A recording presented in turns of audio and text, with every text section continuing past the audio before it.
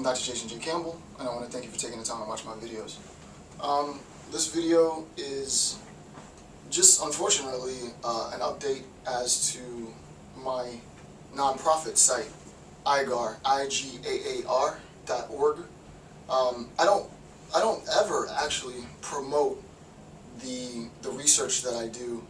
My YouTube channel is all about sort of giving information and education for free, but my IGAAR site was recently hacked and destroyed, which I assume is supposed to serve as a threat of some sort, I guess. Like I'm supposed to be intimidated by some viral code that destroyed my site. The idea is, first of all, you have to think about who I am as a person. I'm nobody.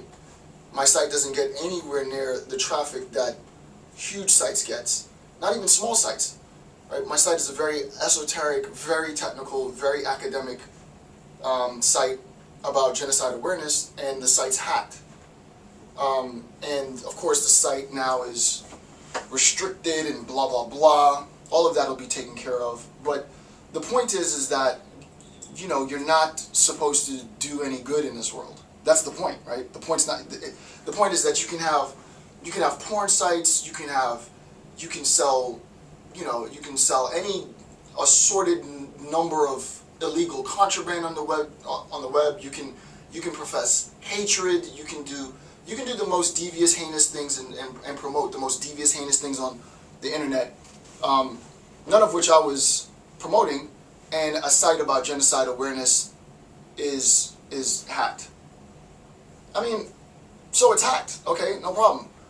All that means is that I just call my programmer up and I just cut him a check to undo the mess that the hackers did. And then the hackers do it again, and then I just call him up and cut him another check. So, I mean, we can play this game all day. We can play this game all day. It's going to help my programmer out because he's going to keep getting checks. But the idea that I would, like, oh my God, IGAAR's been hacked.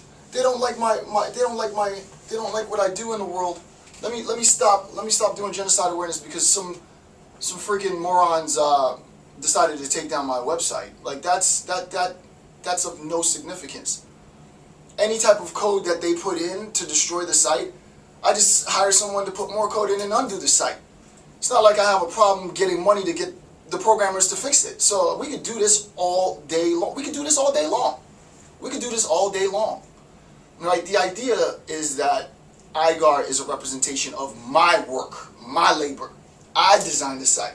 I put it up. I, by myself, invited students to my campus. I documented and filmed hours and hours and hours of their presentations. I invited lecturers. I paid for them to come here. I gave them honorariums. I paid the taxes on IGAAR. I built the journal. I formatted the journal. I edited it. I uploaded it. The whole site is a representation. It's one big CV for my labor, right? It's a representation of my work, just like my YouTube channel, right? So when you go on to IGAAR.org, yeah, it's professing and it's explaining the importance of genocide awareness. It's also a representation of my work, right? So, genocide awareness is important, but you can rest assured that I'm going to have it up and running and back functional because it's a representation of my work, right? It's all me. I don't have anybody helping me on that site. That's a representation of my work. So you coder hackers, the dudes that like to, mess around on the internet and do dumb stuff, no, it's not a problem. We can do this all day. So I'm going to call my programmer up. I'm going to cut him a check. He's going to put it back up. And then you morons jump on and you guys try and take it back down, and then I'll pay him and he'll put another one back up. And we can do this all day. We could do this all day. The idea is what I recognize, and this is sort of the real impetus of the video, is that any labor that you do, and this is for everybody, right? This is a sort of an awareness for everyone, especially young graduate students, right?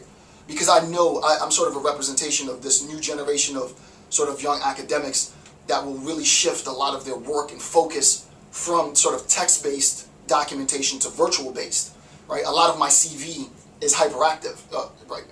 Well, not hyper. Well, it is hyperactive, but it's embedded with hyperlinks, right? So hey, you don't have to take my word on the CV that I wrote this book. Click, here's my book on Amazon. Click, here's the reference to my IGAAR page. Click, here's the reference to my YouTube page, right? So that my CV becomes an interactive, rather. It becomes an interactive document. The idea is, and this is a warning to new graduate students, is that you have to realize that in the end, you know, they can't hack articles in journals, right? They can't hack books that you publish with presses, right? That can't be hacked. You have that forever.